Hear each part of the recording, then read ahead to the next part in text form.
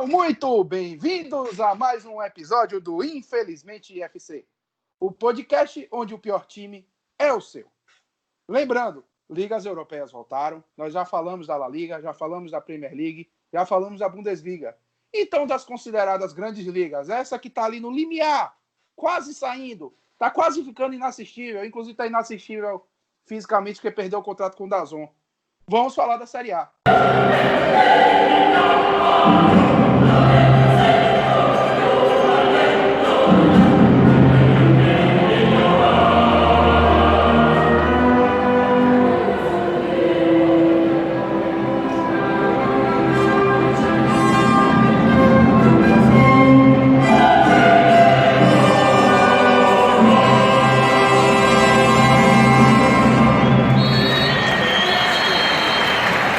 Vamos falar, talvez, do campeonato mais clássico, para quem tem um pouquinho mais de idade, que acompanha nos anos 80 e 90, deve adorar o campeonato italiano. Mas, antes de mais nada, eu tenho que falar isso aqui. Parabéns ao Napoli. Parabéns a Gennaro Gattuso, que agora tem um título como treinador. O Napoli, na quarta-feira, e quem acompanhou pelo nosso Instagram, viu que teve lance a lance, o Napoli foi campeão da Copa Itália nos pênaltis, 4-2. O goleiro Meret pegou um, Danilo isolou o outro, Napoli converteu os 4, inclusive o Napoli foi melhor em campo e para mim, eu que assisti, o melhor em campo num geral foi Buffon, que salvou, mas nos pênaltis já sabe como é que é, né? Tirando a Copa do Mundo, Buffon não tem um bom histórico de pênaltis assim, disputa de pênaltis. Mas, vamos adiantar nosso lado, nós temos um programa a tocar. Primeira bancada, Daniel, Douglas, Anderson e Richard. E nós vamos começar com o histórico da Série A. Ao invés de fazer o panorama, vamos começar com o histórico. Então, Daniel, nos traz o histórico aqui da Série A. Olá, saudações a todos. Bem, vou falar sobre a história do campeonato italiano, que é uma história bem interessante, ela é bem diferente da maioria dos outros campeonatos. Por quê? Porque normalmente o futebol nos grandes países começou através de uma Copa. Você tem a Copa e depois você organiza um campeonato, porque é muito mais fácil organizar uma Copa, um sistema eliminatório. Aquela época, do século XIX, era muito mais fácil de você fazer uma competição eliminatória, porque é muito difícil viajar, tinha custo de transportes e tal, do que fazer um campeonato de pontos corridos. Mas na Itália foi diferente. Na Itália, primeiro surgiu o campeonato italiano, em 1898, e a Copa Itália só foi surgir em 1922. Então, a competição só teve time de Série B e C. Depois, em 26, 27, teve outra que foi interrompida quando tinha 32 clubes ainda. Não foi finalizada por falta de datas. E somente em 35 que a Copa Itália realmente começou anualmente de forma organizada. Então, o italiano ele começou antes da Copa Itália. E a primeira edição, ela reuniu 4 clubes e ela foi disputada no dia 8 de maio de 1898. Alguém pode pensar, peraí, 8 de maio? 8 de maio por quê? Foi a data de início ou a data de final? Não. Todo o campeonato foi disputado no dia 8 de maio. Todos os jogos aconteceram no dia 8 de maio. Ia destacar, jogo de 90 minutos. Não foi torneio início, não. Foi jogo mesmo. Foram 4 times que jogaram, 3 de Torino, conhecida aqui como Turim. Nós tivemos a Internazionale de Torino, um clube da época, Torinese e Ginástica Torino, e o Gênova. Todos os jogos foram disputados num velódromo chamado Umberto I. Então, como é que era o campeonato? Programaram uma semifinal para as 9 horas da manhã, a outra semifinal para as 11 horas da manhã, a disputa em terceiro lugar para as 13 horas, 1 da tarde, e a final para as 15 horas, 3 da tarde. Então, assim, quem acabava de jogar a semifinal 2, perdesse, já direto ficava no campo para disputar terceiro lugar. Como é que foi? Primeiro, às 9 da manhã, nós tivemos um jogo em que a Internazionale de Torino ganhou da Torinese 2-1. Primeiro jogo da história do futebol italiano. Depois, às 11 horas da manhã, o Genoa venceu 2-0 o Ginástica Torino. Nós deveríamos ter disputa o terceiro lugar, né? Só que decidiram cancelar. Acho que tiveram um pouco de juízo. Pô, o time acabou de jogar 90 minutos. Já vai ter que começar outro jogo de 90 minutos. Lembrando que naquela época não tinha substituição, né? Cancelaram e fizeram às 3 da tarde a final entre Genoa e Internazionale de Torino. E adivinha, acabou empatado. E adivinha o que aconteceu? Fizeram um replay. Não teve replay, teve prorrogação. 2 tempos de 10 minutos, pelo menos.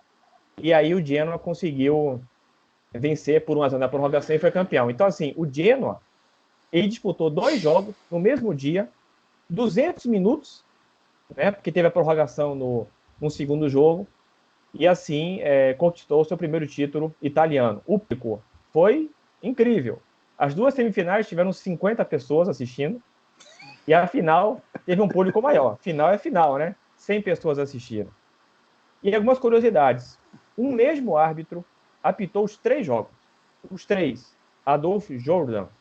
Então, é um campeonato que teve nada mais nada menos que todos os jogos disputados no mesmo dia. E repito, não é torneio início, é 90 minutos mesmo. Todos os jogos apitados pelo mesmo árbitro, no mesmo local, mesmo estádio. E uma curiosidade da final, que o Genoa teve o goleiro machucado. E na época não tinha substituição. Começou com 11 e termina com 11. E eles tiveram que colocar o zagueiro para jogar de goleiro. Ele conseguiu segurar a barra e o Genoa conseguiu ser campeão. E é interessante que hoje os times são grandes multinacionais, né? Mas na época o Genoa, além de jogadores italianos, tinha um suíço no time, tinha 3 ingleses, um jogador de Guernsey, que é uma ilha minúscula. Hoje tem 60 mil habitantes, na época devia ter uns 2 ou 3 mil habitantes só. Muito pequena mesmo. Então, a curiosidade que o Genoa já começou com um time com jogadores de vários países. O campeonato seguiu, no ano seguinte já fizeram diferente. Vão ser os mesmos 4 times, só que eles fizeram em dias diferentes, fizeram uma disputa comparando com o ano passado, o terceiro contra o quarto. Quem venceu enfrentou o atual vice-campeão e quem venceu jogou a final única contra o Genoa em Gênova. E é interessante que o campeonato italiano naquela época, o atual campeão, ele entrava direto na final. E jogando em casa em jogo único. Então, isso levou o Genoa a ser campeão no ano seguinte, disputando apenas um jogo. Jogou em casa, de novo contra a Internacional de Torino, conquistou a vitória, campeão. No ano seguinte, teve que jogar em uma semifinal, aumentou um pouquinho a quantidade de clubes, mas, no fim das contas, o Genoa, em 7 temporadas, 7 primeiros anos do campeonato italiano, conquistou 6 títulos, disputando um total de 10 jogos. 10 jogos. 10. Então, assim, em 4 ocasiões, o Genoa foi campeão disputando um jogo só. O atual campeão, jogava em casa, entrava direto na final. E é um dado bem interessante, porque muita gente fala, mas o Santos, ele conquistou uma Taça Brasil só disputando 4 jogos, como é que pode isso? Está errado, não devia considerar. E o Genoa tem 6 escudetos com 10 partidas disputadas. O único título que ele não ganhou foi o Milan. Aí no ano seguinte, o Milan, que teve a primazia de jogar a final, o jogo único em casa, e perdeu do Genoa. Foi uma revanche do Genoa. Depois a competição ela foi aumentando, a quantidade de clubes foi aumentando um pouco, até que a gente chegou a fazer o quadro mais organizadinho, 6, 8, 10 times, pontos corridos. Mas em 1910, os times da região central ali da Itália, porque basicamente só que jogava era os times de Lombardia, Piemonte, só daquela região. Aí os outros times da outra região pediram para entrar em 1910. Assim, time da outra região é Verona, Vicenza, Bolonha. Pediram para entrar, não queriam deixar, até que decidiram fazer 2 campeonatos. O campeonato do Norte e o campeonato do Centro. E uma final entre eles. Foi assim por alguns anos. Os times do Norte destruíam, ganhavam de goleada os 2 jogos, mas foi assim. Até que foi aumentando. A quantidade de clubes que passou a ter 20, 30, 40, 50. A gente teve a Primeira Guerra Mundial, o campeonato parou. Quando voltou, continuou o campeonato a aumentar. Até que chegou um ponto que a gente teve na temporada 2021, 88 clubes. 88. Aí parece muito com o Brasil, né? O Brasil também começou a aumentar a quantidade de clubes, onde a Arena vai mais um time no Nacional. Na Itália também. Na Itália era realmente uma bagunça o campeonato, eram vários grupos, várias fases, era uma baderna. Eu diria até que era pior do que a gente tinha na década de 70 e 80 no Brasil. Era talvez mais confuso ainda. Até que chegou um ponto que decidiram moralizar. Né? A gente teve na temporada 21 e 22 2 campeonatos separados, a única vez que isso aconteceu, 2 ligas separadas, somando as 2, dava 99 times disputando o campeonato, e com 2 campeões diferentes, e depois decidiram moralizar. E conseguiram reduzir a quantidade de clubes, de 90 para 70, para 50, para 40, até que chegaram 20 clubes. Só que aí, aquela história, né? De novo, a mesma história, não, aumenta mais um pouquinho, foi para 22, foi para 32, aí não, chega. Aí decidiram, em 1929, curiosamente, o mesmo ano que surgiu a La Liga, foi a primeira edição de La Liga, foi a primeira edição também da Série A, como a gente conhece hoje, o campeonato, grupo único, todos contra todos, primeiro colocado é campeão, sem fase de grupo, sem nada disso. E aí o que aconteceu? Vamos fazer o seguinte, estava com 32 times de campeonato, 2 grupos de 16, vamos pegar os 8 primeiros de um grupo os 8 primeiros do outro, e esses vão ser os 16 times que vão fazer parte da primeira edição da Série A. Aí nós tivemos a participação lá do grupo A de 16 times, 8 classificaram, e no grupo B, o que aconteceu? Nós tivemos um empate. O oitavo e o nono colocado terminaram empatados. Foi o Napoli e a Lazio, pelo grupo ali Centro-Sul. Então tinha que ter o desempate. Porque, assim, no futebol por muito tempo não existia critério de desempate. Se terminava empatado, os times terminavam com a posição empatada. Agora, se valia título, acesso e rebaixamento, tinha desempate até o fim dos tempos. O campeonato italiano, inclusive, até pouco tempo, pouco mais de 10 anos, ele tinha o spareggio, que se 2 times terminassem empatados em primeiro lugar, você tinha um desempate. Mas isso, infelizmente, nunca aconteceu. Bateu na trave algumas vezes, mas nunca aconteceu.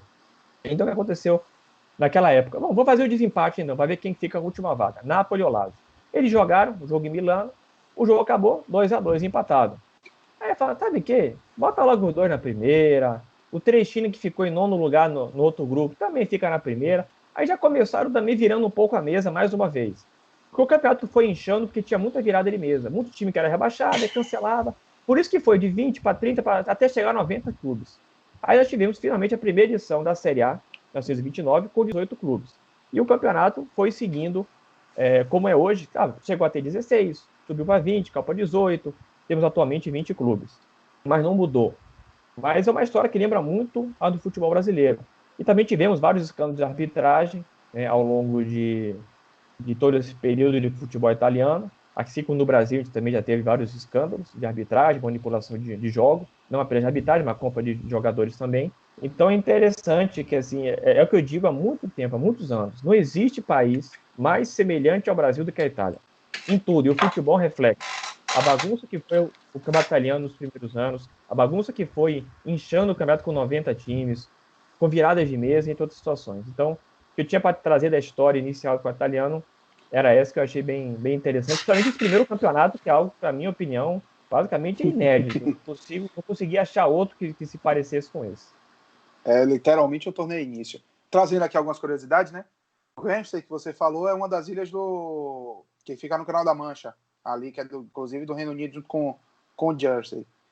E falando de escândalo de arbitragem, vamos lembrar de 2 famosos que precederam títulos da Copa do Mundo pela Itália. Ali, antes da Copa de 82, a gente tem que lembrar que Paulo Rossi ficou uns 2 anos suspenso exatamente por um... Eu não lembro exatamente como era o caso dele. Você lembra, Daniel?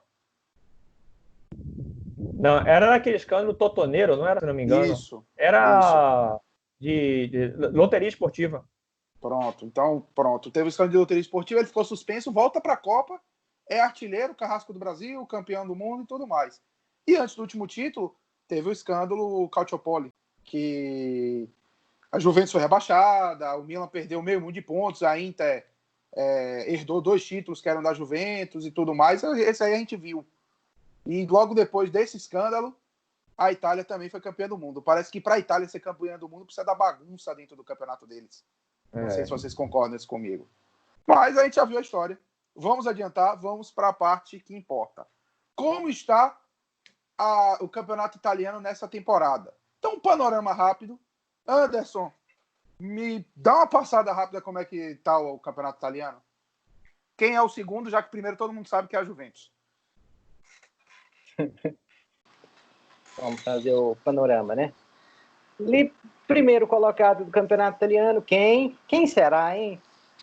Juventus, né? Para surpresa de todos, o escândalo que todos suspeitavam, Juventus lidera, porém não é a Juventus que a gente está acostumado a ver, pelo menos em âmbito italiano. Apesar da pontuação, você pega 20 vitórias, 3 empates, 3 derrotas em 26 jogos, né? Muitas vezes a tabela acaba não refletindo o que é o time de verdade. A Juventus esse ano muito mal. Maurício Sarri não consegue engrenar seu trabalho. O time perde na ida para o Lyon na Champions League, perde a Copa da Itália, perde a Supercopa para... Jogando pior. A Copa da Itália jogando pior. O Napoli dominou o jogo. Perde para Lazio na Supercopa, e a disputa atualmente bem parelha. Juventus com 63 pontos, Lazio com 62. Lazio jogando futebol bem mais convincente, um ótimo trabalho do Simone Inzaghi na Lazio. Ciro Immobile, artilheiro, 27 gols. Luiz Alberto, Milinkovic-Savic, Lucas Leiva, Maruzic, Stracocha no gol. É um ótimo time, mas fica a dúvida de como vão voltar da pandemia, né? Porque era um time que vinha embalado, entrosado, jogando muito bem, mas que você compara tecnicamente os jogadores, a diferença entre o elenco da Juventus e da Lazio é gritante. A gente já viu nesses campeonatos que voltaram que essa parada, o fato de jogar sem torcida e a falta de ritmo de jogo evidencia mais ainda os quais times são bons e quais não são, né? As diferenças técnicas estão aumentando por causa do futebol pós-pandemia. Mas é uma briga muito interessante. A Internazionale vem com 57 pontos, venceu hoje a Sampdoria por 2-1.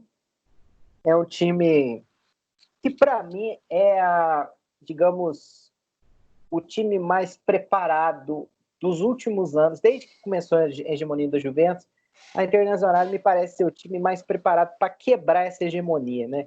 Tem um ótimo treinador, Antônio Conte, vem contratando muito bem, vem sendo agressivo no mercado, trouxe nessa temporada Stefano Sensi, Nicola Barella, 2 jogadores de seleção italiana pretendidos, inclusive pela Juventus, Lukaku, que é um centroavante que tem gente que não gosta, mas na minha opinião é um dos top 10 aí, centroavantes do futebol atual. E eu concordo, inclusive. Lautaro, né, que já vem sendo desejado pelo Barça, e a Inter vem especulando bons nomes, como nomes que eu vou falar mais para frente aí, né, de acordo com o que eu for passando na tabela, mas a Internazionale tem 57 pontos, né, a 6 da Juventus. Eu não acho que seja essa temporada da Internazionale, né, a não ser que esse pós-pandemia nos traga surpresa, mas no contrário eu acredito que a disputa seja mesmo entre Juventus e Lazio. E em quarto lugar, a Atalanta, com 51, a maior sensação do futebol italiano nos últimos anos, né? Patrolou o Valência na Champions League, 4-1 e 4-3. Esse 4-3 foram 4 gols de Illicit, né? Sim. E é realmente um time extremamente agradável de ver. Um futebol muito ofensivo. É o principal ataque, o melhor ataque, com 74 gols. Hoje meteu 4-1 na Sassuolo. Illicit, Zapata, Papo Gomes, os 2 laterais, o Rateboer e o Gosens. É um time realmente que dá gosto de ver jogar, assim. E tem lá suas chances na Champions League. Por que não, né? Nesse contexto excepcional que a gente vai ter, por que não, né? Por que não sonhar? Tá nas quartas já. Deixa eu aproveitar aqui rapidinho para falar só sobre a Champions League. Vão ter os jogos de volta, muito provavelmente no estádio dos times que já iam mandar, e a partir das quartas de final, jogo único em Lisboa. As quartas no Estádio da Luz e no José Alvalade, e a partir da semi só no Estádio da Luz. Mas pode seguir. Pois bem, aqui eu falei de 4 times realmente bons, os que não são trabalhos bons, são bons elencos, né? A Juventus é um time estrelado, eu diria, né? Um elenco que você olha e fala, caralho. Mas a partir do 5º para baixo, nossa, a coisa fica feia, meu amigo. Roma, 5º lugar com 45 pontos. Cara, não tenho nem o que falar da Roma. É tão ruim a Roma que eu sequer me dou o trabalho de assistir. Então eu não posso nem te passar o feedback aí, você que está assistindo. Você me desculpa, mas a Roma não dá. 5º lugar. 6º lugar, o Napoli, que é um bom time. Vinha numa crise, né? A briga do dono do Napoli com os jogadores. Um negócio muito estranho. Empatou na ida da Champions com o Barça, 1-1, vence a Copa da Itália, ou seja, já está garantido na Liga Europa, mesmo que seja muito difícil o Napoli chegar à Champions League, né? Hoje a diferença é de 12 pontos para a Atalanta, e a Atalanta vem jogando bem melhor, né? Então acho que o Napoli vai mesmo para a Liga Europa, o que é um baque, né? Porque nos últimos anos o Napoli se acostumou a ficar no G4 e essa temporada foi bem abaixo. O trabalho do Ancelotti não engrena, entre o Gattuso, que consegue dar uma sobrevida ao time, né? Pelo menos aquela coisa, né, da raça e tudo, né? A união do time, né? A gente destaca Mertens, de contrato renovado, Insigne, Fábio Ruiz, e mais reforços devem chegar, né? Especulou muito o Everton Cebolinha no Napoli. O Koulibaly deve sair. Enfim, é uma temporada abaixo das expectativas do Napoli, porém, né? O Napoli vence a Copa da Itália, né? E acaba que, mesmo indo mal, é uma temporada que o torcedor do Napoli vai lembrar com carinho pelo título, que não vem todo dia, né? Por ser o Napoli. Em sétimo lugar, acho que a grande... uma das grandes surpresas, porque a Atalanta não dá para considerar surpresa, porque na temporada passada já tinha classificado a Champions e tudo, já tinha esse estilo. Então, acho que grande surpresa mesmo é o Hellas Verona, sétimo colocado, com 38 pontos. Hoje, pega a vaga na Liga Europa e tem a quarta melhor defesa do campeonato. Tem um zagueiro de Cosmo chamado Marash Kumbula, que deve ir para a Internacional, bom jogador. Tem alguns aqueles, né? Acho que vai ser abordado por vocês mais para frente aí. E é a grande surpresa mesmo o Hellas Verona, que acabou de subir, né? Em oitavo lugar, o Milan, que, nossa, cara, outra porcaria. Para vocês terem ideia do quão ruim é o Milan tem o quarto pior ataque do campeonato italiano. Até ia falar alemão, meu Deus. O quarto pior ataque, com 28 gols. O Milan tem menos gols que Lecce, Genoa, Sampdoria, Torino. Para vocês terem ideia, o Milan, se o Ciro Immobile fosse um time, ele teria um gol a menos que o Milan. Acho que isso já basta para falar sobre... Eu não vou me alongar no Milan, realmente, é muito ruim. Stefano Pioli como técnico, pelo amor de Deus, Stefano Pioli não dá. Mas falar um pouco dos brasileiros, né? O Léo Duarte e o Paquetá, alô torcida do Mengão aí, mas estão muito mal, todos os dois, né? Léo Duarte até vem tendo sequência pelas lesões, principalmente do Musaki, né? Mas o Paquetá, nossa, cara. Tem um gol só com a camisa do Milan, para o meio ofensivo é ridículo essa marca. Em nono lugar, o Parma, né, com 36 pontos. Parma do Kulusevski, que já foi comprado pela Juventus, fiz novidade. É o líder de assistência do campeonato, 12 assistências. É um time bem montado, já tinha feito bom primeiro turno no campeonato passado, aí despencou no segundo, quase caiu, mas é um time bem armado. Parma parece que enfim se recuperou do baque que foi a falência, né? Aí aqui tem um meião aqui que não tem nada de muito interessante, né? Tem um rapidinho antes de você seguir, eu vou falar aqui eu acho que o Parma, eu tô com a tabela do SofaScore aqui aberta, eu acho que o Parma que é o oitavo pelo saldo, porque eles têm a mesma pontuação. E o nono seria o Milan. Não sei, que eu tenho uma olhada no Google, tá invertido. O Parma tem aquele torcedor do Arsenal. Aquele, Gervinho. Só para você lembrar bem. Então o critério é saldo? Não, deixa eu falar rapidinho. O critério é confronto direto, mas somente então se os times tiverem jogado já 2 vezes. Se jogou só uma vez, não vale o confronto direto. Aí passa a ser saldo de gol, se eu não me engano. Deixa eu olhar aqui, então, se eles jogaram 2 vezes, mas pode seguir. Enfim, em décimo lugar o Bolonha, com 34 pontos. 11º o Cagliari, com 32. 12º o Sassuolo, com 32. 13º a Fiorentina, com 30, né?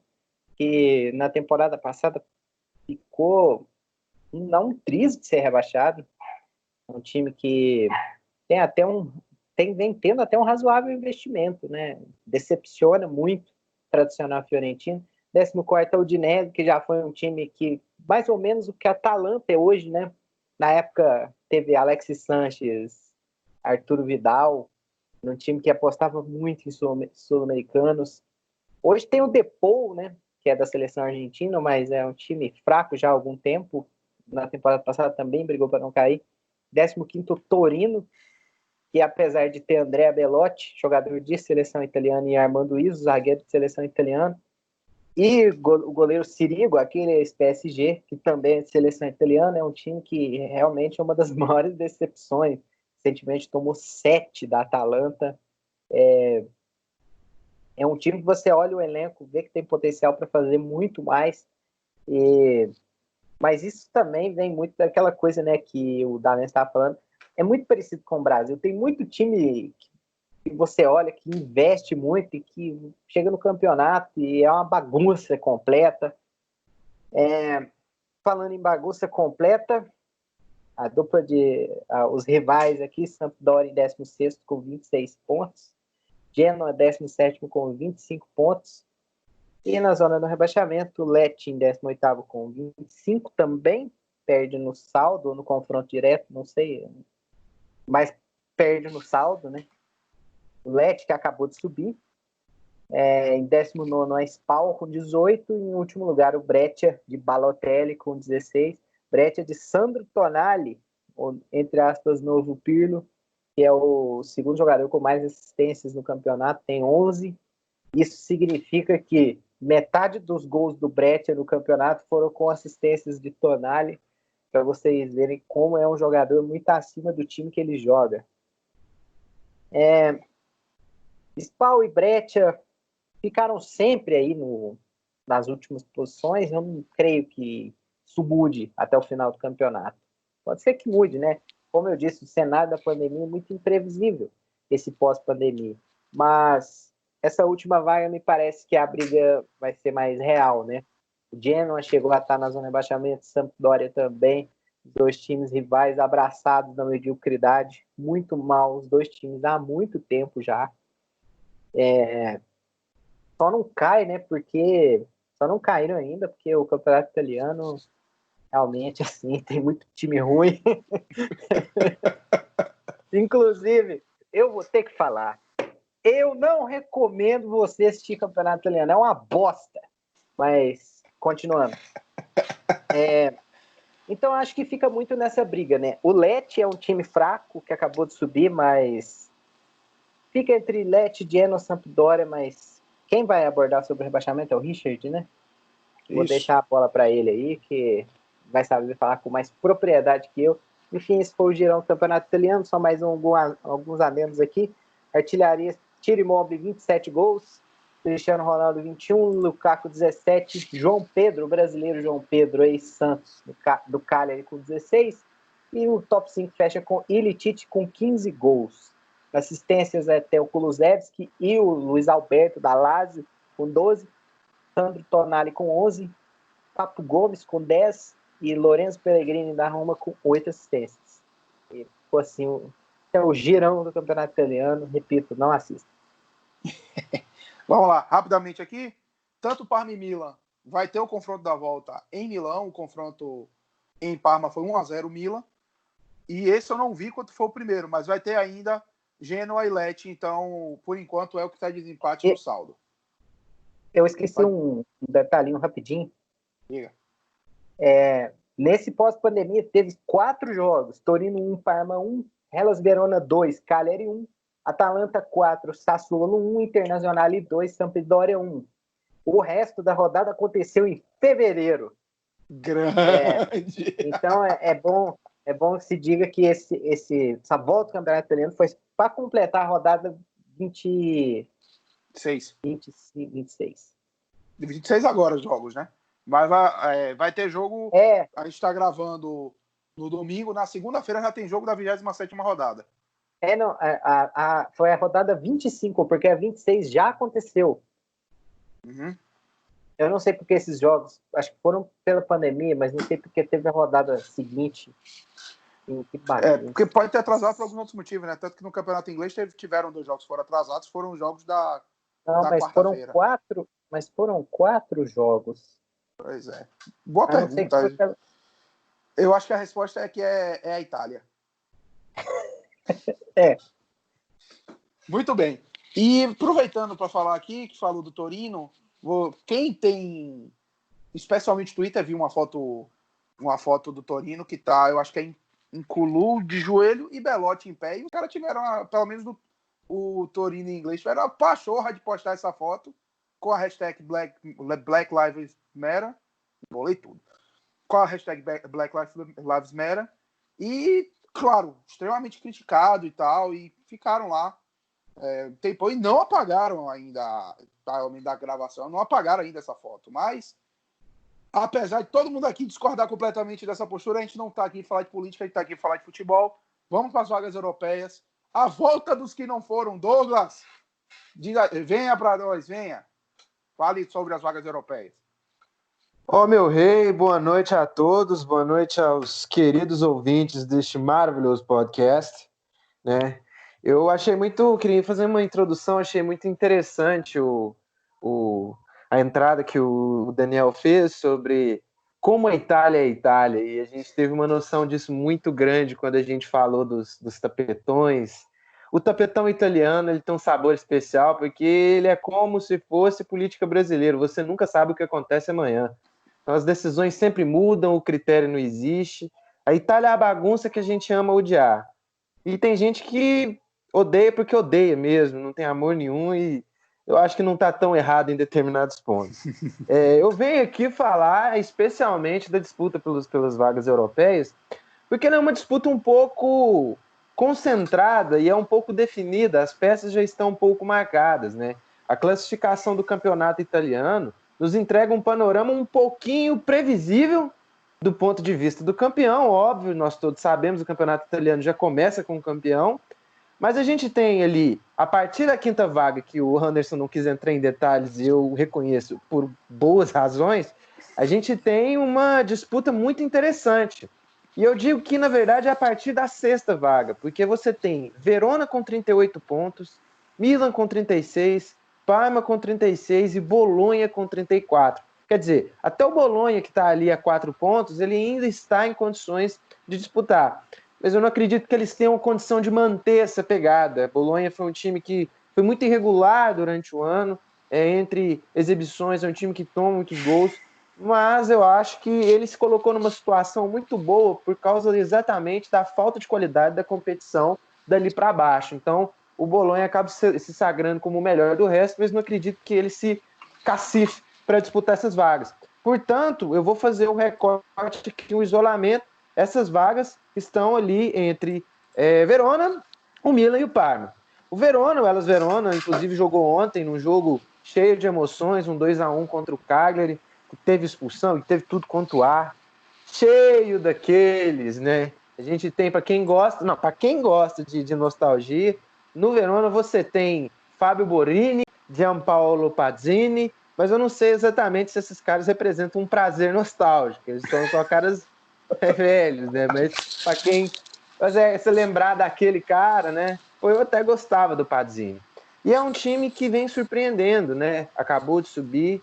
O campeonato italiano tem essa coisa, né? Essa peculiaridade. É quase um pouco como o alemão. Um time vem da segunda divisão, os times na primeira divisão estão completamente ocupados em se degladiar pela mediocridade, e eles acabam vindo até com uma motivação a mais e aí conseguem fazer uma boa campanha, como vem fazendo o Hellas Verona. Eu não sei como que vai ser o efeito da pandemia nesse time, porque era um time, mas pelo visto, pela partida de ontem, é um time que, se tecnicamente às vezes deixa a desejar, voltou muito bem no quesito da força de vontade da raça, porque foi um jogo muito pegado. É um time que eu acho que vai tentar pegar pela unha essa última vaga. Lembrando que o Napoli com 39 pontos, é um time que já está classificado invariavelmente para a próxima edição da Liga Europa, é um time que vai disputar. A Roma, eu não vou falar muito dela, porque a Roma está naquela condição de a temporada acabou. Eles vão só fazer o piloto automático, vamos ser que nem o Nigel Mansell fazendo graça na última volta, porque eu tenho certeza que a Roma ainda pode fazer uma graça. Só que não pode deixar o motor morrer, né? Vamos ver se eles vão fazer esse favor. Porque a Roma já está com 45 pontos. Quer dizer, a Roma está a 6 pontos da Atalanta. A Atalanta com 51 em quarto. E está a 6 pontos do Napoli. Então a Roma está numa situação muito privilegiada. E é uma situação que permite ao time revisitar suas prioridades e já planejar o próximo ano. Porque a expectativa com a vinda do Paulo Fonseca, mais pelo trabalho muito bom que ele fez no Shakhtar, foi de um time mais consistente que o que se apresentou. A Roma desse ano foi um time muito inseguro, um time que erra demais, um time que às vezes falta criatividade, mesmo tendo bons nomes, mesmo tendo bons valores. Lógico que a lesão do Zaniolo prejudicou, porque ele era um, vamos dizer assim, uma válvula de escape, mas aí você tem a presença do Pellegrini, entendeu? Vem jogando bem, mas eu acredito que o Paulo Fonseca vai ter uma segunda temporada de provação. Ele terá para o ano que vem, eu acho que ele pode se dar ao luxo. Lógico, mantendo o nível de competitividade de pensar no ano que vem, e a Roma precisa se planejar para o ano que vem, porque esse ano a disputa deles é basicamente para se manter onde está. Então a Roma não anseia mais nada. Eu acredito que a Atalanta vem muito bem, vem desempenhando um papel bom, mais um ano maravilhoso do Gasperini.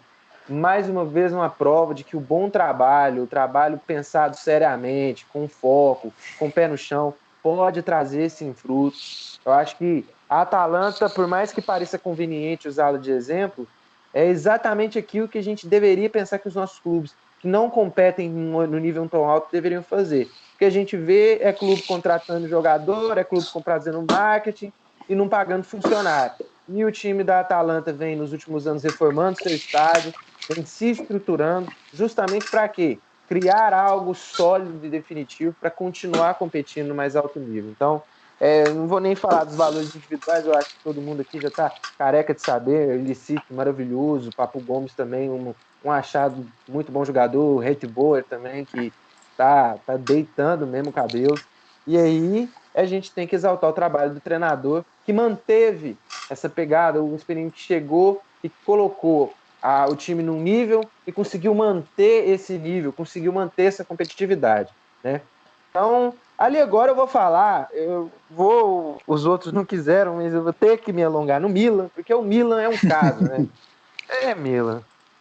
Gente, não vou nem fazer a viúva do Play 2, não, porque não adianta. Todo mundo sente saudades daquele Milan, mas está muito longe de voltar, né? Antes de falar do time, é preciso ressaltar que existem boatos de que o fundo Elliott finalmente conseguirá passar o Milan para frente, né? A gente teve uma consulta essa semana do site Tutto Mercado Web e o diretor-geral da Louis Vuitton, que o nome aqui me foge, mas eu vou encontrá-lo, ele negou inicialmente que havia uma consulta, que havia uma negociação, mas eles sempre negam, mas há sim insiders que dizem que existe essa situação.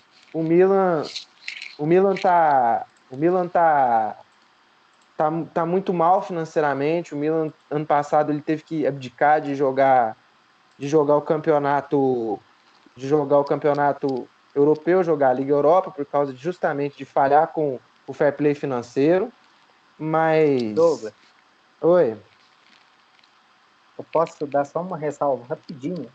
Pode. Eu só queria ressaltar que o Milan é o famoso clube dois sorrisos. Um quando compra e um quando vende. O Milan seria que nem uma maré ainda. Cara, olha, o Milan é um péssimo negócio, tá? Eu acho que todo mundo que vem, se realmente for proceder essa conversa da Louis Vuitton, se for verdade, eu não acredito que seja, porque eu acho que o Milan é um risco, porque hoje ele é uma marca muito grande, num momento muito difícil, que precisa trazer resultados, mas que ele não tem um caminho. Então, a situação do Milan ela não é só uma situação difícil do ponto de vista financeiro, ela é uma situação difícil do ponto de vista estrutural. Então, a gente vê o time hoje, e o Milan ele é uma mistura do afeto do passado, da esperança e da nostalgia, com um futuro nebuloso, quer dizer, parece que tem muito passado, pouco presente, futuro algum. Se eventualmente houver mesmo essa aquisição, eu acho que vai ser um grande achado para o Milan. Eles vão conseguir se recolocar muito bem, porque é um clube que, querendo ou não, por mais que esteja mal, por mais que não esteja naquele seu apogeu, mas ainda representa muito para quem gosta de futebol em geral. Vocês estão me ouvindo direitinho? Parece que eu estou travado aqui. Tô ouvindo. Rapidinho. Pode-se dizer que o Milan atualmente é o Botafogo, vive de nostalgia. O Milan, eu acho que o Milan, ele cabe num ponto, vocês até me perdoem se eu tô me alongando, eu acho que o Milan, caractere japonês, o Milan, ele... o Milan, eu acho que ele se coloca num ponto muito específico, né? Porque ele é um time que é grande, tem história, mas ele não é relevante. A gente pensa no Milan como um contender para disputar vagas europeias, mas não é essa a realidade do Milan, entendeu? O Milan provavelmente estará nessa disputa pela última vaga da Liga Europa, mas se provavelmente o Napoli não tivesse ganho, Se não houvesse essa cessão de vaga, o Milan estaria chafurdando mais um ano no meio da tabela. Quer dizer, o Milan mudou de patamar. Eu acho que a gente que analisa o campeonato italiano precisa aceitar isso. O Milan, ele desceu um patamar. Hoje ele é um time com menos relevância. O que fará o Milan voltar à relevância será um trabalho sério de anos. Seria o trabalho sério que a Suning fez na Inter, uma parceria que começou depois de um péssimo negócio do Eric Torre, foi um péssimo dono, e aí o Suning chegou com um projeto pé no chão, um projeto muito detalhado, que envolveu inúmeras parcerias comerciais. A Inter hoje cresce a bocanha mercado no Sudeste Asiático e na China, enquanto que o Milan foi abraçado por ninguém conhece, por um Agostinho Carrara, né, um Agostinho Carrara chinês que chegou cheio de promessas, trouxe muito hype, trouxe o Bonucci, e agora o Milan sofre, né, na mão da própria incompetência. O fundo Elliott, né, em defesa, faz um trabalho típico de americano, né, que é de não vou gastar muito, você sabe disso, né, Stan Kroenke, não me deixe mentir. Me lembre. O negócio é não gastar muito e tentar fazer com que o time seja uma boa commodity, uma boa marca. A marca tem, história tem, o futuro a gente não sabe. Então, aí falando do time, o time do Milan tem vários desfalques, o Ibrahimovic ainda não voltou, e o treinador é Stefano Pioli. Eu acho que o Anderson ele foi muito generoso com o Stefano Pioli. Eu acho que... Você lembra quando eu falei que o Milan desceu de patamar? Stefano Pioli é a cara dessa afirmação. Essa frase e Stefano Pioli são a mesma coisa, uma se liga com a outra. Então, é um treinador que não tem nenhum trabalho acima da média para você considerar. Não acho que é o homem que vai fazer o Milan voltar ao seu melhor. Eu acho que também não é só uma questão de treinador, mas também passa pelo treinador. E o Milan é um time que nos últimos anos trocou tanto que a gente já não sabe mais o que o time quer, entendeu?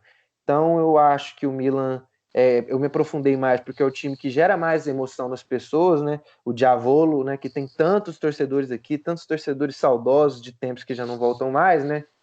Mas é um time que está hoje disputando essa vaga, invariavelmente disputando. Tem qualidade para poder consegui-la, mas aí eu já acho que é esse o ponto, é essa disputa, é esse o lugar onde o Milan se encontra. E não é dele que sairá tão cedo. Então a gente pode... eu vejo sempre muitos comentários, né? Não com um tom de maldade, mas com um tom de realismo, que colocam o Milan nessa situação. Eu vejo muito torcedor que pira, a audiência que tá vendo aqui, se alguém for torcedor do Milan.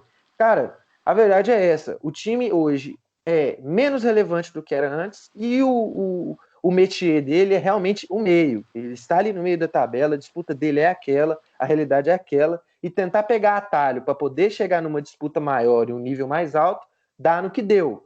Dá num cara completamente desconhecido, que ninguém sabia a origem do dinheiro, fazendo empréstimos 1.000 para poder fazer uma aquisição que ele não conseguiria bancar, entendeu? Só porque o Berlusconi estava com pressa para vender. Então, o Milan precisa ser bem cuidado, parece que o fundo Elliott está tomando todo o cuidado do mundo para não depreciar a marca que está querendo negociar, mas enquanto isso, o Milan é administrado por um fundo de administração que quer lucrar. Então, infelizmente, o Milan hoje está nessa situação, não sairá tão cedo. E o outro time que compõe a disputa é o Parma. Parma que acende dentro de nós um espírito muito interessante, porque é um time que evoca uma década que todo mundo gosta um pouco mais, um pouco menos, mas gosta, que é a década de 90.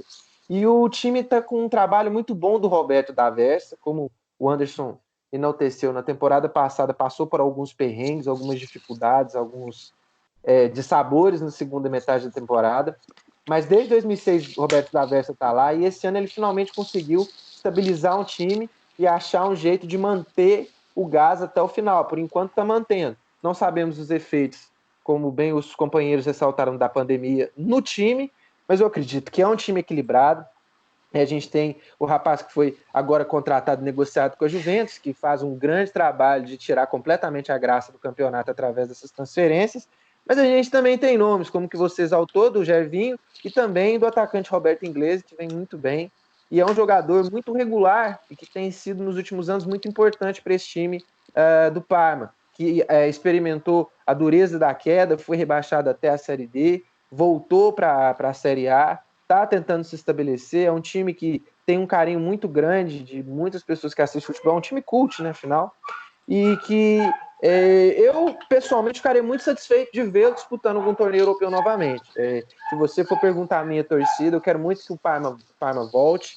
Eu acho que é um time que merece voltar, até por tudo que passou, e pela grande história, que eu recomendo aqui que vocês, se vocês puderem ver, que é um documentário do Copa 90 que é sobre a tristeza do rebaixamento, como a cidade se uniu, como a comunidade se uniu para poder salvar o Parma. Então, até por esse componente comunitário que esse time possui, eu torço muito para que eles consigam sobressair nessa disputa, que eles consigam mesmo encontrar o seu espaço. Rapidamente sobre o Parma aqui. Falamos dele na grande escala do futebol internacional, foi o nosso colega Felipe falou sobre. Então, quem quiser ver também, a gente agradece. Pois é, vejam lá, porque o Parma é uma história muito interessante, é um clube muito bacana, eu gosto muito, né?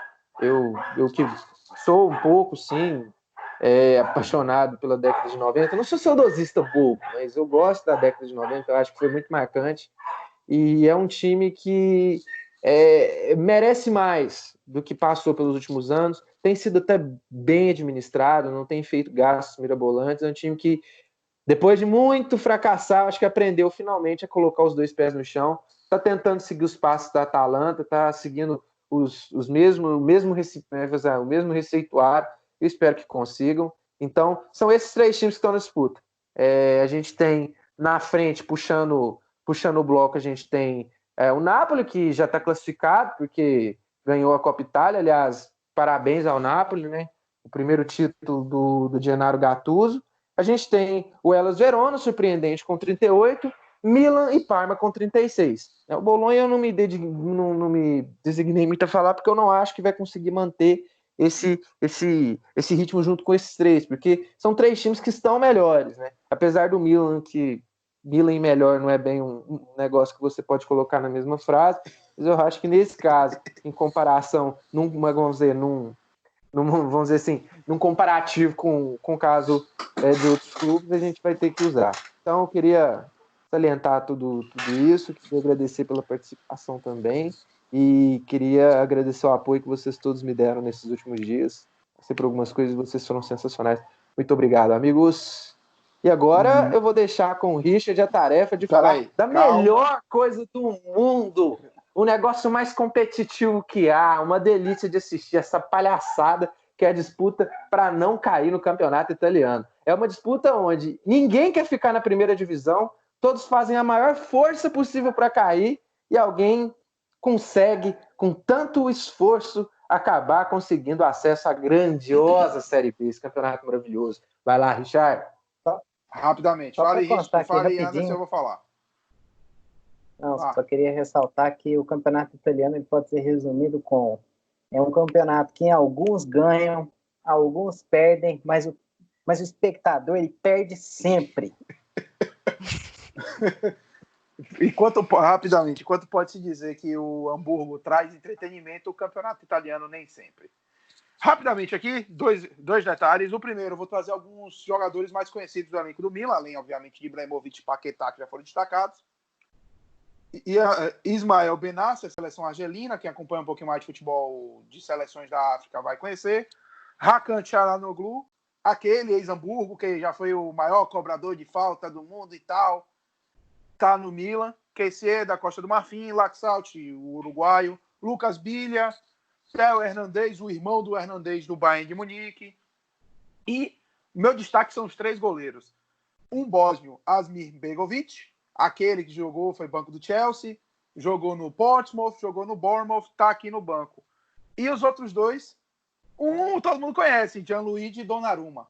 Mas para ele assinar, o Milan teve que assinar com outro goleiro, o irmão dele, Antônio Donnarumma. Os dois Donnarummas, o Donnarumma bom e o Donnarumma ruim, estão no Milan. E falando rapidamente, já foi comentado quem ainda está na Champions, vocês viram, a Atalanta já classificou, a Juventus perdeu de 1-0 do Lyon, joga a volta ainda, e o Napoli empatou com o Barcelona, joga a volta ainda. Só que a Roma não está 100% de férias, a Roma ainda está na Liga Europa. Tem os jogos com o Sevilla nas oitavas de final. Além deles, o Getafe a Inter ainda enfrenta o Getafe também, o Getafe que disputa a vaga na Champions League pelo Campeonato Espanhol, como a gente falou. Mas vamos ao momento mais divertido, o momento para classificação à gloriosa Série B. Richard, você que está com essa camisa aí de um time que está disputando e que torce por um time que está disputando vaga na Championship, traga-nos essa disputa pelo rebaixamento.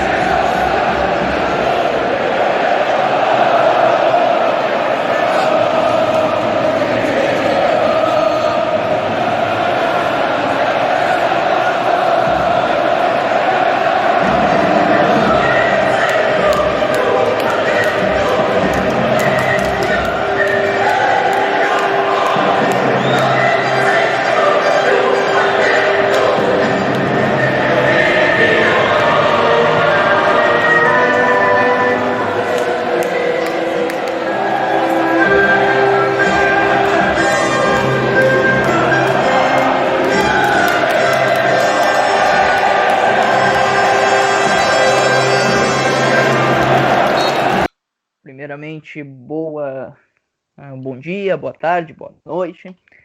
Quero primeiro, Thiagão, quero agradecer por me disponibilizar essa parte do entretenimento do futebol italiano. Eu diria que é a melhor parte. É muito bom, é muito desgraçado e fudido essa parte, por isso que é muito bom. É melhor que qualquer reality show no mundo, eu diria. Vamos lá, vamos começar a falar dos times da Série A que lutam para não cair.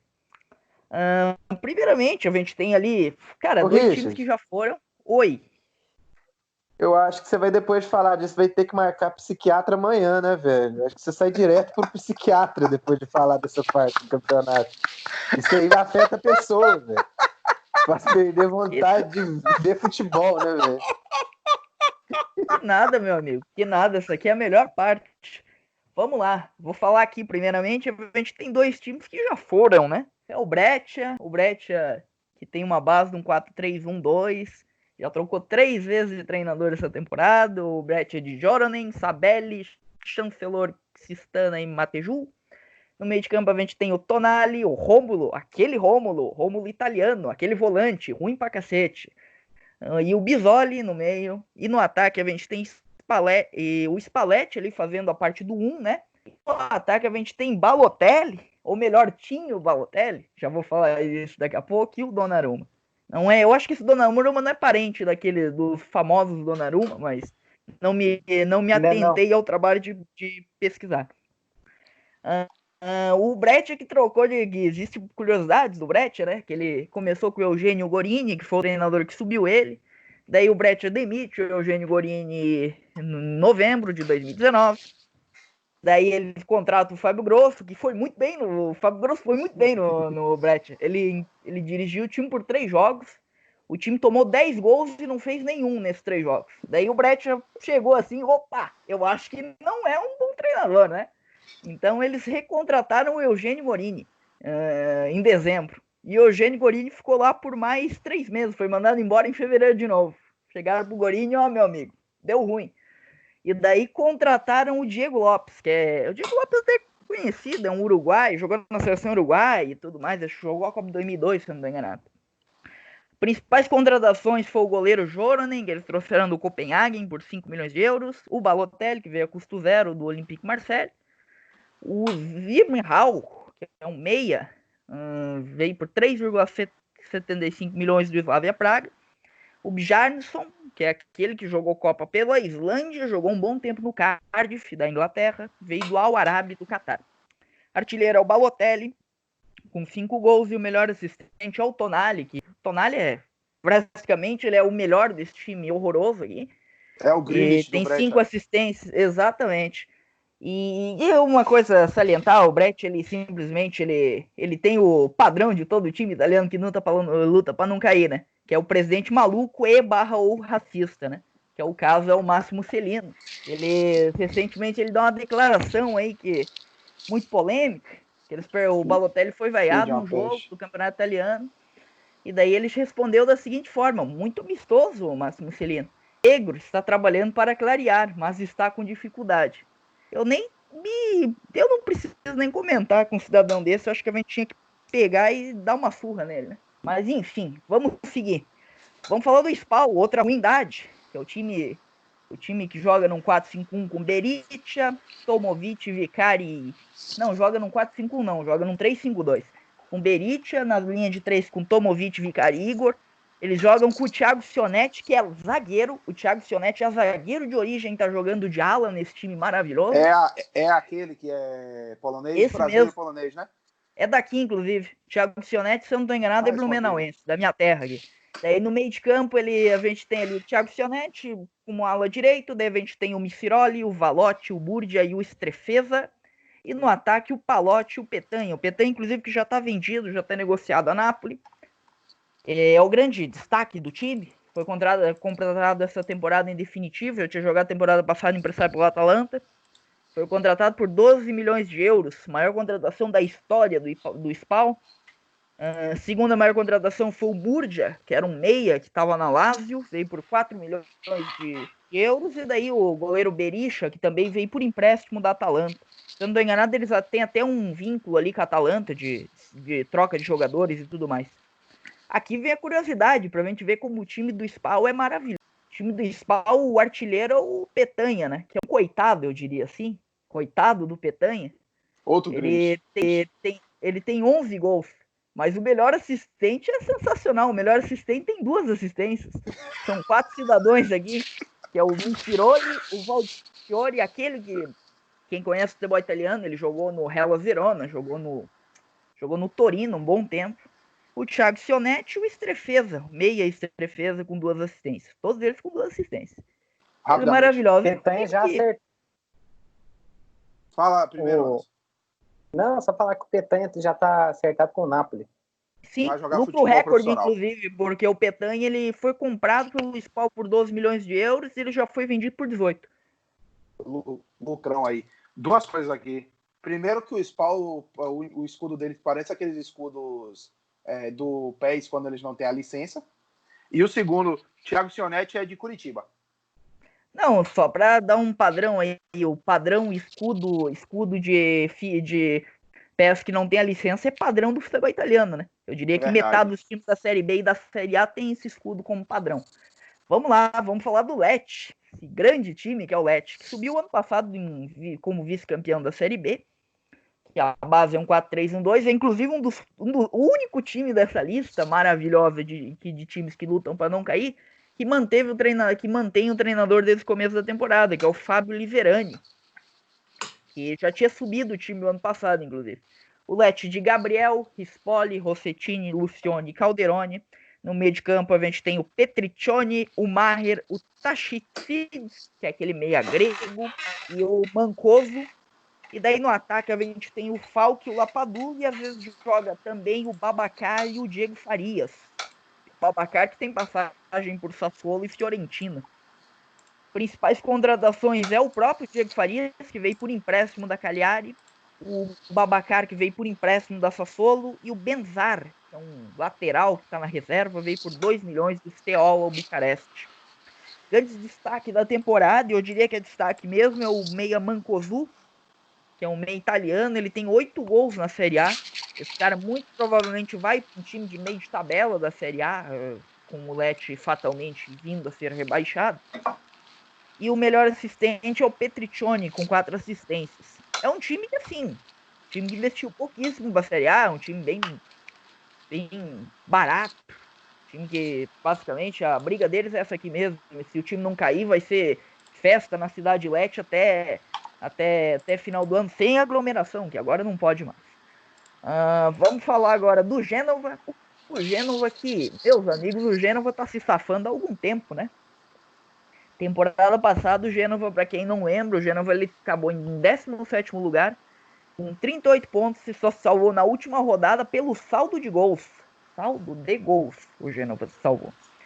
E o Gênova, que era treinado pelo Cesare Prandelli na temporada passada, aquele que tomou 4-0 da Espanha na Euro de 2012.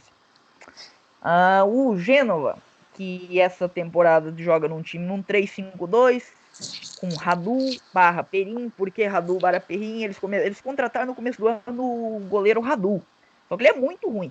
E daí eles foram, em janeiro, eles foram lá pra Juventus, o Perin tava escanteado. O Perin é ídolo da Gênova, eles pediram empréstimo. Veio o Perin tá jogando titular. Na zaga, a gente tem a zaga com Romero, Birati e Cricito. Cricito, aquele que jogou um bom tempo no futebol russo, no Zenit. Daí a gente tem o Giglione, o Lars Tschone, que eu diria que até hoje eu não entendo como o Lars Tschone ele sai do Ajax para ir pro Gênova, mas enfim, cada um com seus problemas. O Cassata, o Radovanovic e o Padjak. Às vezes joga o Sturaro também. Sturaro é aquele que jogou um bom tempo na Juventus. E no ataque a gente tem Pinamonte e ele, o grande presidente, ditador, dono vitalício de Montenegro, Pandev. A gente tem aqui aqui, ó, interessante também comentar sobre o Gênova, que eles trocaram 3 vezes de técnico essa temporada. Eles começaram com a Aurélio Andreazzoli, que o ano passado já tinha caído com o Empoli. Daí o Gênova foi lá e achou uma boa ideia, o treinador que foi rebaixado com o Empoli ser contratado essa temporada. E daí ele durou até outubro ali. Ele começou o campeonato muito mal, foi outubro. Daí eles contrataram o Thiago Motta, que estava na base do PSV. Thiago Motta, que ele quis implantar um sistema muito revolucionário, foi o famoso 2-7-3. Sim, a conta não fecha. Sim, eu não entendi até hoje como funciona. E sim, deu tudo errado. Em dezembro ele estava embora. Foi mandado embora, demitido. E daí veio o David Nicola, que tipo um Argel, assim, do futebol italiano. Ele está sempre ali nos times que lutam para não cair e tá ali. Tá ali no Genoa, o Genoa tá lutando para não cair. Rapidinho, sobre o Thiago Motta. Era 2-7-2, ele olhava da esquerda para a direita e contava o goleiro. Ele fazia essa contagem maluca. Pois é. Jesus Cristo. Tá, enfim. Os principais contratações é o próprio Sturaro, que contrataram em definitivo por 16,5 milhões de euros. Deus. E o Ionut Radu, Nossa aquele goleiro... senhora!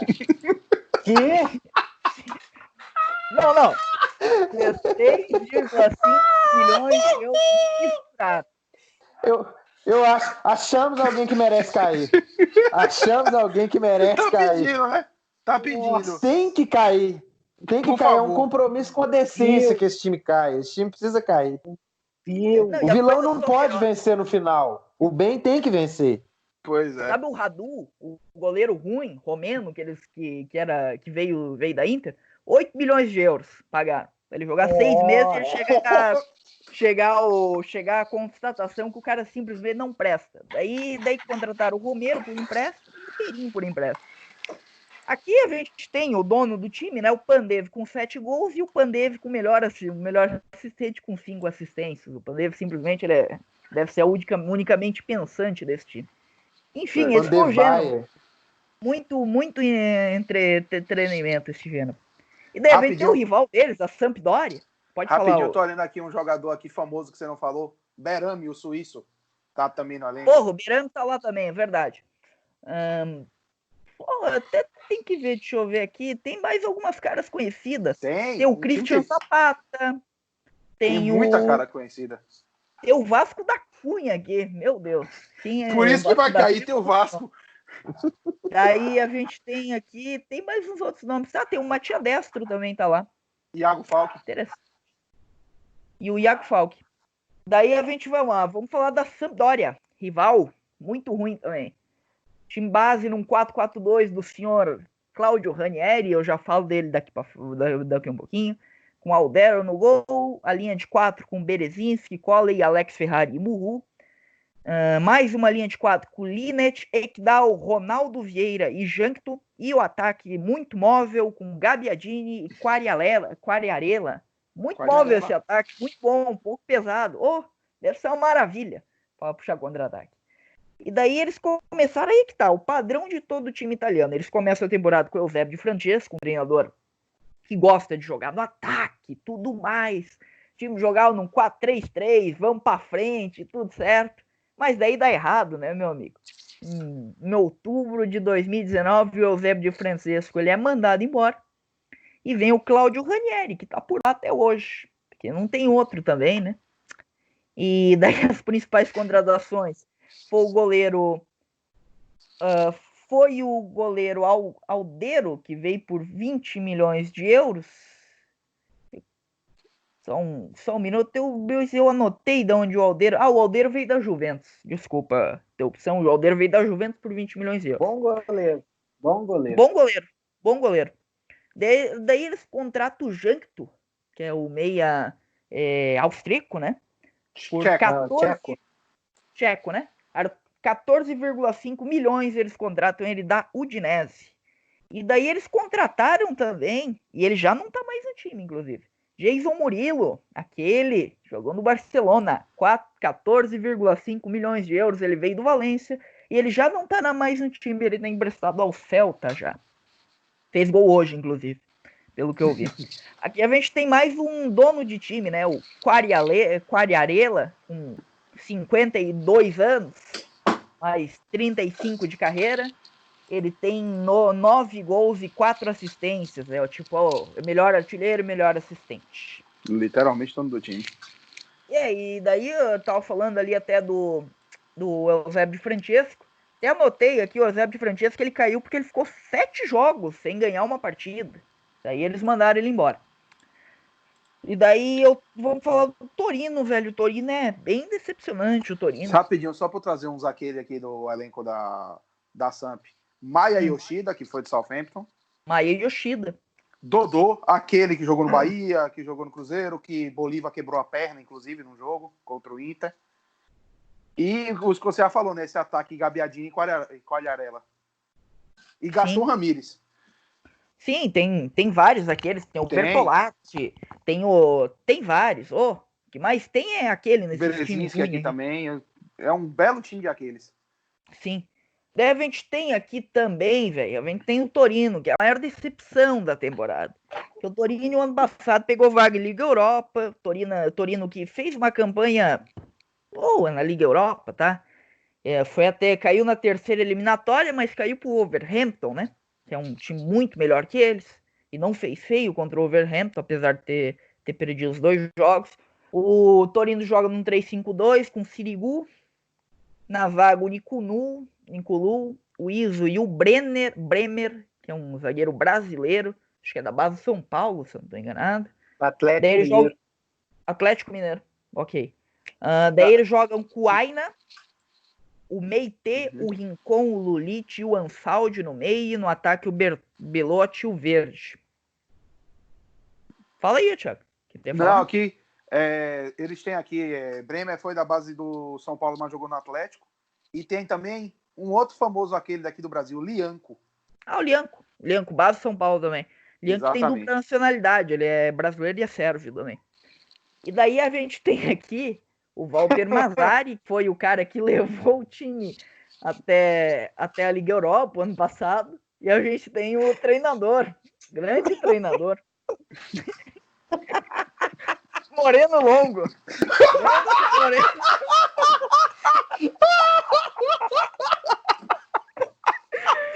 Ai.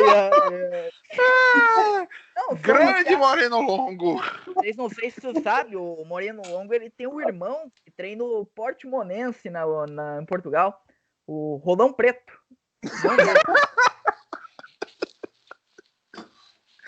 Ai. O Moreno Longo escalando o Meite.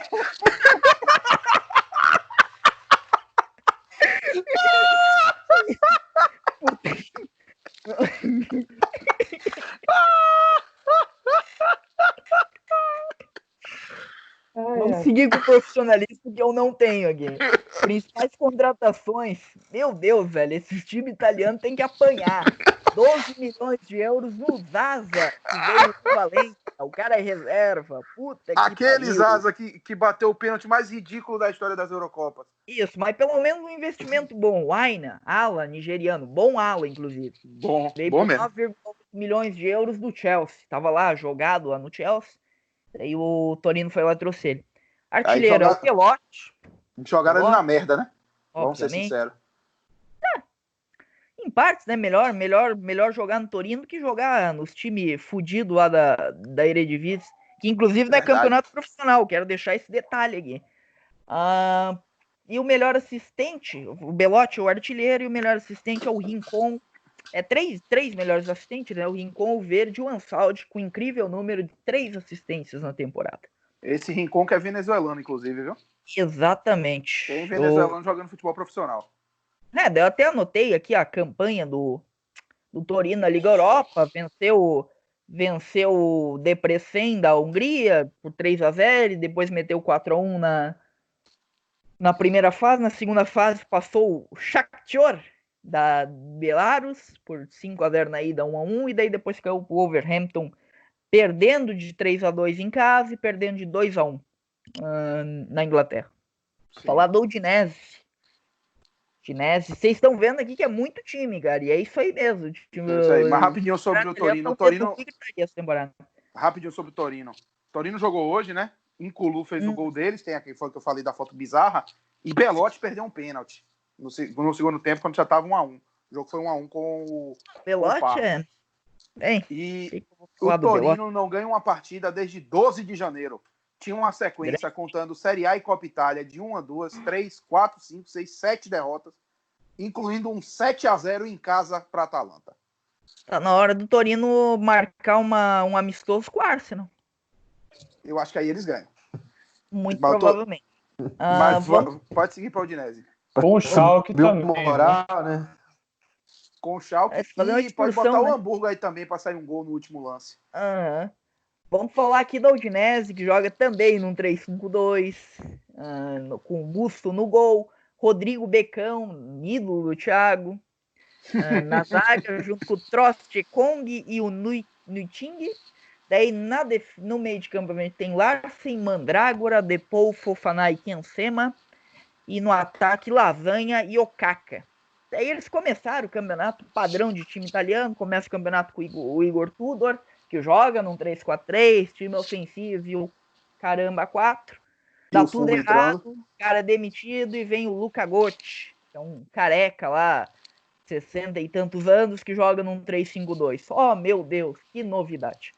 Daí as principais contratações foi o Wallace, Pog Wallace, contratado por 8 milhões de euros, em definitivo essa temporada, o Hannover. E o Rodrigo Becão, que estava no CSKA na temporada passada, estava por empréstimo ao CSKA, eles foram lá e contrataram ele do Bahia, por 1,6 milhões. Artilheiro da temporada é o Depou e o Okaka, com 5 gols, e o assistente é o Fofana com 4 assistências. Cara, é um time que eu diria que é um dos melhorzinhos aqui, cara. Sim. Tem uns jogadores interessantes, tipo o Depou e o Mandrágora. O Mandrágora é bom volante, inclusive. Fofana também é bom.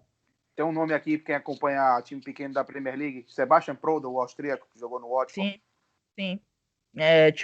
Inclusive, uma curiosidade, bom lembrar, Thiago, pra quem não sabe, o Udinese faz parte de um conglomerado de empresas, digamos assim. O Udinese é um clube empresa. Ele pertence ao mesmo conglomerado, os mesmos donos do Watford. Então, por isso que tem muitos jogadores que jogam no Watford e jogam no Udinese, e vão pro Watford, e assim por diante. Os times emprestam um jogador para outro time e tudo mais. É uma putaria. É tipo o Manchester City e Girona, para ficar um exemplo fácil. Temporada passada eles já quase foram para a mão do palhaço. Terminaram em 12º lugar, 5 pontos acima do primeiro abaixado, o Empoli. Essa temporada não deve ser muito diferente. E agora, grande surpresa, aqui tá no meio, né? Geralmente não tá, mas se bem que decaiu muito nesses últimos anos, que é a Fiorentina. O uniforme mais bonito do campeonato italiano. Começa a temporada com o Vincenzo Montella, que joga num 3-4-3, joga o time ofensivo e tudo mais, e dá errado. Em dezembro ele é mandado embora, após ele tomar 4-1 da Roma em casa. Sim, não era nem para demissão isso aqui, era pro cara ir diretamente preso. E tomar 4-1 da Roma em casa é foda. Daí o time base é o Dragovski no gol. Horrível esse Dragovski, bom salientar. Milenkovic, o bom zagueiro Milenkovic. Pezela e o Cáceres, aquele Cáceres, Martim Cáceres. O uruguaio. 500 anos na Juventus. Daí a gente tem o Valas, o Lirola e o Dalbert. No meio de campo, o Pulgar, que é um chileno. Castroville e o Benassi. E no ataque, o Vlahovic e o Chiesa. Apesar que o Vlahovic está ficando mais no banco, porque eles contrataram o Cutrone, agora no meio do ano, por empréstimo, junto ao Wolverhampton. E daí o atual treinador deles é o Giuseppe Iacchini, que também é um veterano italiano lá e tudo mais. Treinador conservador do futebol italiano. Time bem jogado, bem fechadinho, jogando contra-ataque. Vocês até podem... O nosso telespectador deve até estar perguntando, porra, mas e o Ribéry? O Ribéry tá na reserva. O Ribéry tem só 10 jogos na temporada, o campeonato italiano. Não, o Ribéry tá lesionado. Obrigado, Anderson, pela correção. Então, principais contratações é o Ribéry, atacante que veio a custo zero do Bayern de Munique, o Trone, que veio por empréstimo do Wolverhampton, o Pulgar, que veio por 10 milhões de euros da Bolonha, e aqui a melhor coisa, né? O atacante Pedro é a maior contratação da Fiorentina na temporada. 11 milhões de euros. Sabe onde o Pedro tá agora? Não tá na Fiorentina, tá aqui no Brasil, prestado ao Mengão. Então é isso. Basicamente, essa é a briga contra o rebaixamento. Minha opinião, cai os 3 últimos que tá agora, que são os 3 piores desse catado horrível que tá aqui. Que é o Lecce, o Spal e o Brecht. Apesar que a Gênova deveria ser rebaixada por WO, porque pagar 16,5 milhões misturaram não tem perdão. Né? Mas basicamente é isso, gente. Esse foi o panorama do rebaixamento. Tem que cair todo mundo e fazer um campeonato com 90, velho. Por favor. Ou faz um campeonato com 90, rebaixa todo mundo. Eu fui ouvir essa lista, cara. E foi me crescendo um sentimento de, meu Deus do céu, o que um cara precisa para ser gestor do futebol italiano, velho? Acho que um curso, sei lá, pelo Instituto Universal Brasileiro, a gente coloca no staff de alguma coisa. Você já vira alguém gabaritado para poder chegar e escolher lugar para sentar na mesa do conselho, porque não tem explicação certas contratações. E aqui eu vou fazer um parênteses aqui que eu não pude resistir. Estouraram. A Juventus, ela não acaba com o futebol italiano só pegando os melhores, mas extorquindo pelos piores. Você tem que ver o que eles fizeram com os caras.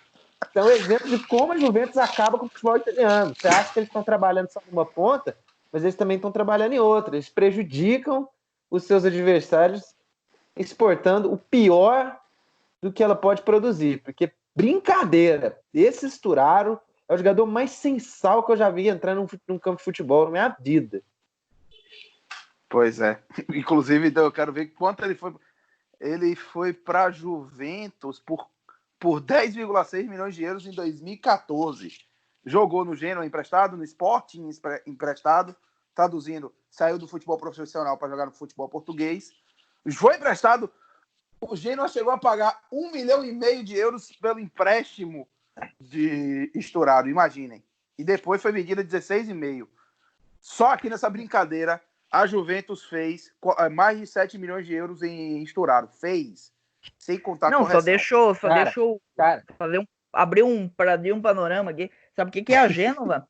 A Gênova é aquela tia que aparece um cara no centro das cidades, cidade interior, com respeito ao Anderson, que mora numa cidadezinha no interior. Aquela tia que aparece o cara vendendo um bilhete premiado.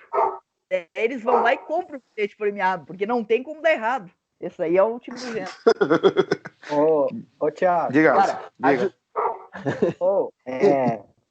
Deixa eu perguntar, faz mais muito tempo de live, porque eu já tô quase tendo que tomar um diazepam, cara. Eu tô ficando depressivo com esse campeonato, velho. Já tá acabando. Já tá acabando. Pelo amor de Deus. Eu não aguento mais. Não se preocupe, não. Já tá acabando e já estão acabando as ligas. Agora a gente só volta quando começar o Campeonato Brasileiro. Só dá um panorama aí pro meu telespectador. Se eu não voltar na próxima live é porque eu me enforquei aqui, tá? Depois eu leio essa... Falei que ele ia precisar de ir no psiquiatra. Panorama. Cara, eu queria fazer um último negócio. Quando você vê a Juventus fazendo 7 milhões de Sturaro, se a Itália fosse um país decente, tal como o Brasil, que não é, a Juventus estaria respondendo na Suprema Corte por formação de pirâmide, cara. Isso aí é Telex Free brabo. Isso é esquema de pirâmide, isso aí é Avestruz Master, cara. Não tem explicação, o grau de vigarice, velho. Eu acho que o mascote da Juventus tinha que ser o Zé Curubu, o Dico Vigarista. Não tem explicação, velho. É Não esse meu é Telex panorama. Free. E também não é B bom, porque não é bom, né? Pois é. B brabo. Mas vamos lá, né? Já falamos do Campeonato Italiano, vocês entenderam os poucos que prestam, que estão disputando vaga europeia, os muitos que não prestam, que estão disputando vaga na Série B. E a Série B, como está? Estou aqui com a tabela aqui do meu lado, então vamos lá. Nossa o líder... senhora! que foi, Anderson? Série B? Cara, esse vídeo vai parar na Deep Web, porque vai ser transmissão do suicídio de alguém, velho. A hora que ele falou, e a Série B? Ele falou, e a Série B, velho? A fisionomia do Anderson é a coisa mais maravilhosa do mundo. Você viu o brilho sumindo do olho dele. O brilho sumiu do olho dele, cara. Você viu o rapaz perder a fé na humanidade, cara. Eu vou falar uma coisa rapidinho. Eu assinava a RAI só para ver a Série B da Itália. Antes do Betfair Nascido transmitir. E outra, tem uns 3 anos eu comprei o pacote para assistir os playoffs da Série C da Itália. Bicho, você é corajoso, viu? Muito de futebol. Você é corajoso. Achamos quem gosta de futebol entre nós, pois viu? É. Eu já me mato, já me acho bizarro bola. por assistir quarta divisão inglesa de vez em nunca. Imagine Série C da Itália. Mas vamos lá. O líder é o Benevento. 72 pontos. O vice-líder, o Crotone, com 50. Os caras têm, faltando 9 jogos, que são 20 times no campeonato da Série B italiana, faltando 9 jogos, os caras já têm 22 pontos de vantagem pro segundo. E tem 24 pro terceiro. Só, Thiagão, só deixa eu dar um panorama aí pro nosso espectador. Sabe quem que é o destaque? Quer dizer, sabe quem que é o atacante titular do Crotone? Do Crotone? Maxi Lopes. Nossa. É o Boi que é o atacante Crotone. Eu vim até olhar esse elenco aqui do... Não tem ninguém. Quem quiser falar, fala. Eu tô aproveitando para olhar aqui esse grande elenco do líder. Não, ó, o Benevento ele não pode ser comentado, cara, porque a gente estava falando do padrão de escudo genérico. Cara, o escudo do Benevento tem no centro a bruxinha do E Lá Vamos Nós do Pica-Pau, cara. É um escudo de faculdade, desse povo que faz atlética e encomenda um escudo e sai desse jeito, o pessoal acaba homologando porque ficou caro o serviço. É mais ou menos isso o escudo do Benevento. Quer ver um escudo que me lembra esse? Joga no futebol paulista? Catando Vence. Ele mesmo, que também tem a bruxinha no meio, só não tem as mesmas cores. É outro. Aliás, essa Série B é literalmente a Master League do PES sem os contratos. Mas voltando. O terceiro é o Frosinone com 48 pontos. O Benevento tá a 24 pontos, faltando 9 jogos para acabar o campeonato. Então, praticamente já tá na Série A. Oi. Thiago, com todo respeito, eu isso não aguento mais. Calma. Só falar quem tá aqui em cima, quem tá lá embaixo e explicar como é que funciona. Do terceiro ao oitavo, desistiu.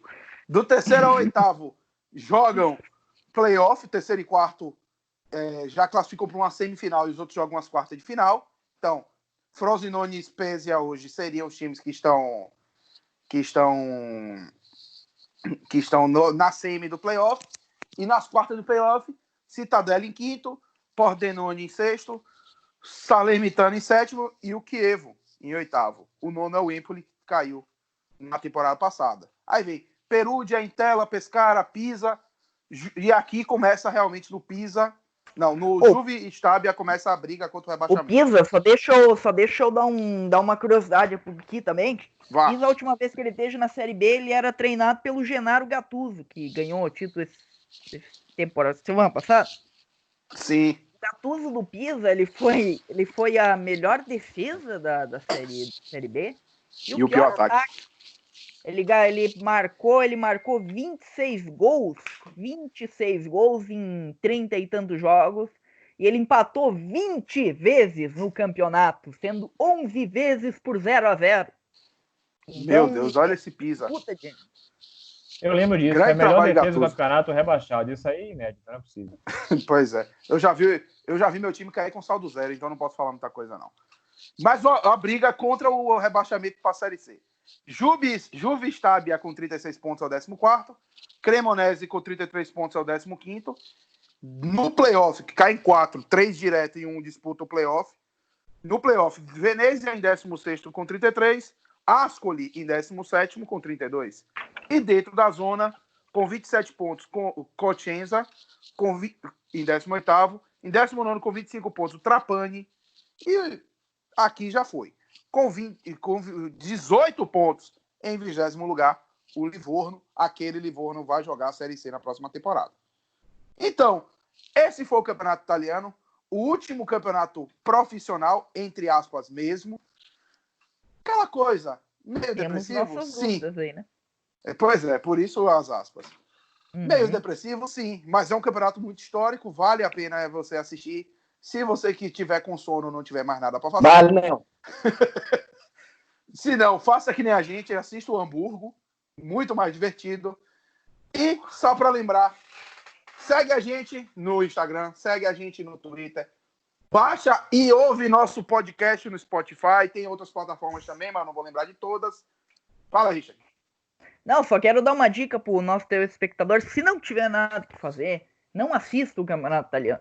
Assista o grande filme da Netflix, The Last Days of American Crime. É um grande filme. Então, concorre ao Oscar. Eu amo Meu muito. Deus do céu. Não! O The Last Days of American Crime é o campeonato italiano em forma de filme. Ele é ruim, ele não acaba nunca, os personagens são sem graça, é igual, velho. Muito bem, mas vamos ao final. Sigam-nos no Instagram, no Twitter, deem like, retweet no Twitter, compartilhem com os amigos, segue na página do YouTube, dá like no vídeo, dislike não, por favor. Se inscreve, ativa o sininho, segue a gente no Spotify, baixa os episódios, dá play, nas outras plataformas de streaming também, que eu não vou lembrar. E mais importante, assim como o campeonato italiano, infelizmente, FC, o pior time é o seu.